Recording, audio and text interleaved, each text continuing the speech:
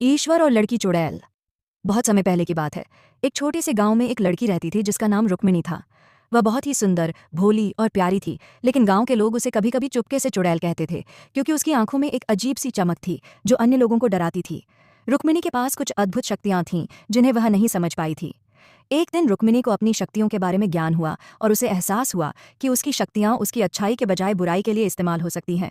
वह यह जानने के लिए जंगल में चली गई कि उसकी शक्तियां कहाँ से आईं और कैसे उसे सही मार्ग पर लाया जा सकता है। जंगल में चलते हुए उसने एक दिन भगवान शिव से मिलने का निर्णय लिया, जो वहां ध्यान कर रहे थे। भगवान शिव ने रुक्मिणी से कहा, तुम्हारी शक्तियां तुम्हारी आत्मा से जुड़ी हैं।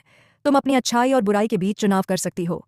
अगर तुम सच्चे दिल से अपने भीतर के बुरे गुणों को त्याग दो और अच्छाई की राह पर चलने का संकल्प लो, तो तुम्हारी शक्तियां तुम्हारे लिए उपकारी बन जाएंगी।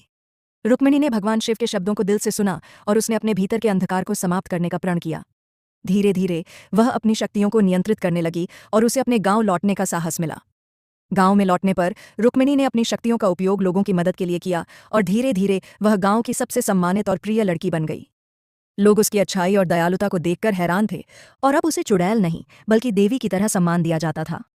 ईश्वर ने उसकी तपस्या और सच्चे दिल से की गई कोशिशों को देखा और उसकी मदद की, ताकि वह अपनी शक्तियों का सही तरीके से उपयोग कर सके।